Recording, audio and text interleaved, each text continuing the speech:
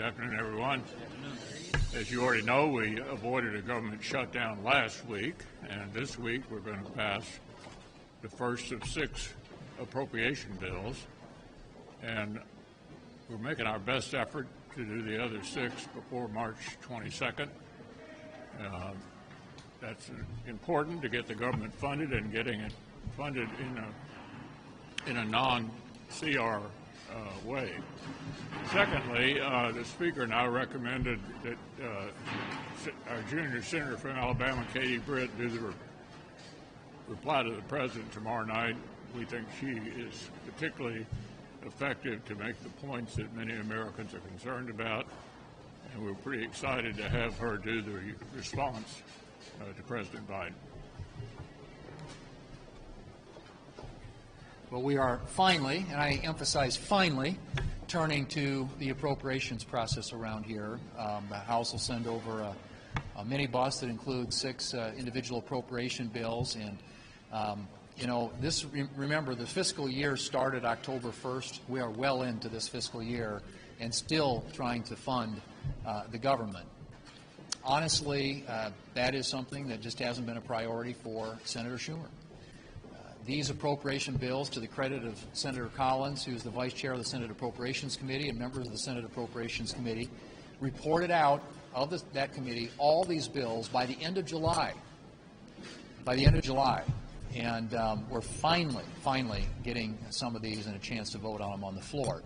And if you look at the process since then, we succeeded in getting 3 of those bills on the floor in the month of November, and it's been now 4 months since we had any activity on the appropriations bills around here. But what I would point out is when we did have those on the floor in November, we had an open amendment process, and we were able to get 40 amendments considered on those 3 bills. And when people have input around here, when they have a voice in lawmaking and actually some input into the bills that are being produced by the Senate, you get a lot better outcome. And we had a couple of amendments that were adopted that are good conservative wins. One of them, J.D. Vance's amendment, prohibits mask mandates on public transportation. There was another amendment that was offered by Senator Kennedy that protects the Second Amendment rights for veterans.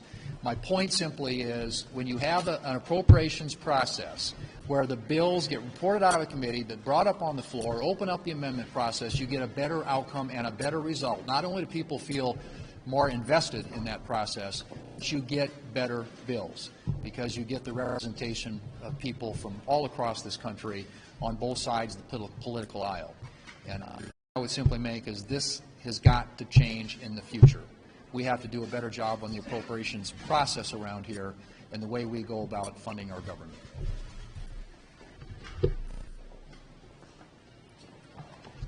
Mark my words, tomorrow night will be Joe Biden's last State of the Union address, and that's because the American people are not going to invite him back to give another one next year.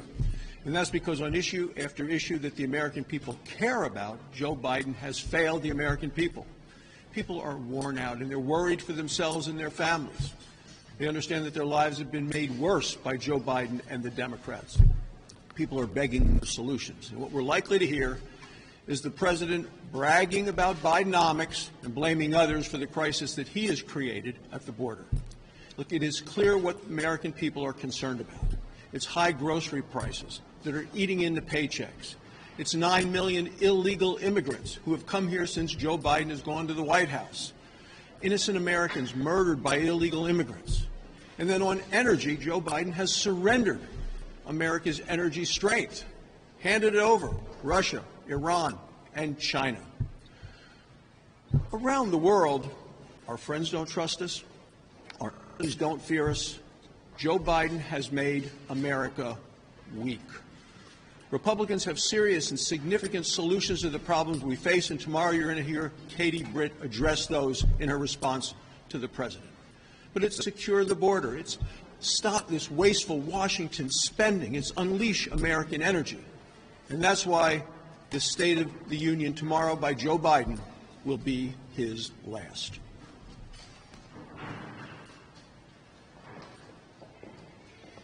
Tomorrow, before we hear from Joe Biden on the state of our country, he should take a look around and actually see what truly is going on in the state of our great union, the United States of America.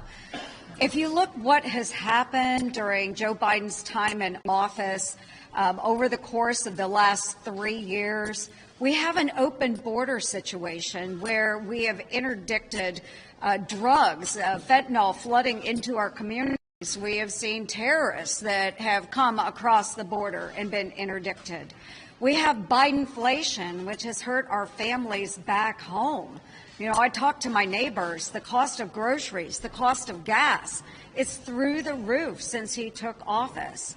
If you look across the Middle East, and the world is on fire right now, our service members are sitting ducks in the Middle East as they're being attacked by the Houthis.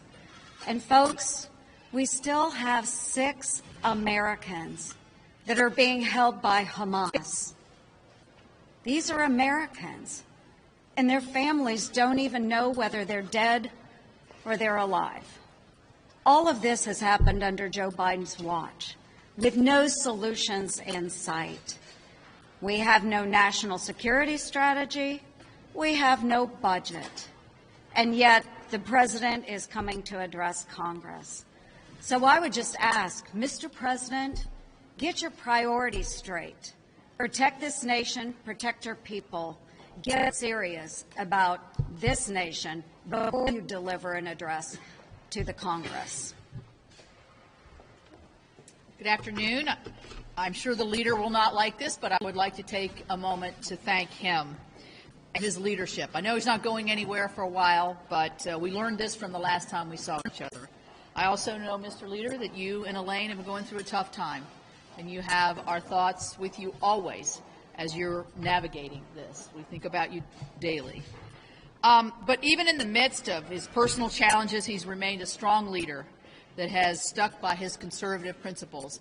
And as his next-door neighbor in West Virginia, there is no better friend of coal than Mitch McConnell, and I thank you for that. And always, he named his book The Long Game. Why is that? Because he always looks at the long game. But the one thing he has exceedingly led us through, and I think will have a legacy through this country, is his respect for the rule of law and the judicial system. As we saw on Monday, we saw the unanimous decision by the Supreme Court to allow President Trump to remain on the ballot in Colorado, and they voted last night. Of course, who chooses who's going to be on the ballot? The people. Who chooses who's going to be the leader? The people.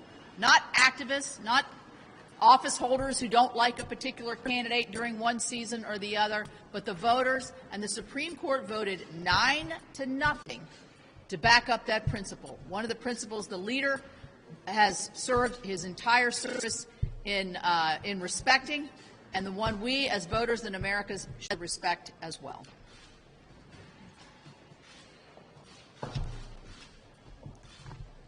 We don't need an hour-and-a-half long speech tomorrow night to know what the State of the Union is. Ask the American people. ABC reported 76% of the American people believe the country is on the wrong track. Because under Joe Biden's failed leadership, the State of the Union right now is chaos, as is the state of the world. Under Joe Biden, our southern border is wide open, and the latest news that just has come out in the last 48 hours is absurd. On top of the record number of illegal immigrants coming across the border, we've now found out the Biden administration was secretly transporting over 300,000 illegal migrants on planes to 43 different cities. You can see the story right here. It talks about it. Meanwhile, we've got a record number of illegal immigrants on the FBI terror watch list who are entering our country. And this additional news that came out that the president and the czar of the border, the vice president, never even spoke with the chief of Border Patrol, Raul Ortiz. Many of us who have visited the southern border have spoken with Chief Ortiz. I met with him in 2019. He's a devoted public servant dedicated to protecting our country. So Thursday night, when Joe Biden tells us he's trying to tell America that he's serious about the border, all I got to say is, come on, man. Because under Joe Biden, American families can barely afford to keep food on the table, gas tanks full, prices up 18% since he took office, wasteful spending continues, and sadly, under Joe Biden's weaknesses, our enemies are emboldened, the world's less safe. Look back on that horrible Afghanistan withdrawal. Look at that embarrassing Chinese spy balloon that came right over my state of Montana, over our ICBM silos. Look at the war in Ukraine and the war in the Middle East. Under Joe Biden, the state of our union is dire. And no amount of sugarcoating he'll try tomorrow night can convince the American people otherwise. Mr. Leader, how do you reconcile your Trump endorsement with the fact that you called him practically and morally responsible for January 6th and the fact that he insulted you and your wife repeatedly? Well, February the 25th, 2021, shortly after the attack on the Capitol, I was asked a similar question, and I said I would support the nominee for president even if it were the former president. Mr. McConnell, in April of last year, you indicated, you didn't really directly answer the question as to whether or not you were comfortable with Mr. Trump if he was in the middle of criminal trials and indictments, he was the nominee. I presume that means you're comfortable with it. I don't have anything to add to what I just said. I said in February of 2021, shortly after the attack on the Capitol, that I would support President Trump if he were the nominee of our party, and he obviously is going to be the nominee of our party. Alex? Leader McConnell, most of your Republican colleagues would say you had a very effective 17 years as Republican leader. What do you think about this new idea of putting term limits on the Senate Republican leader? Well, we have term limits now. They're called elections. And I had a contest myself during my last election as leader. I think the conference ought to be able to be free to choose whoever.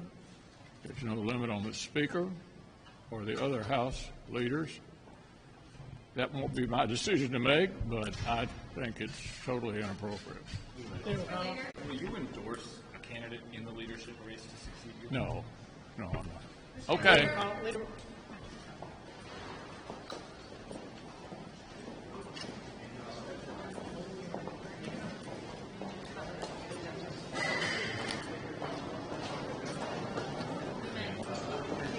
Thank you, Tony.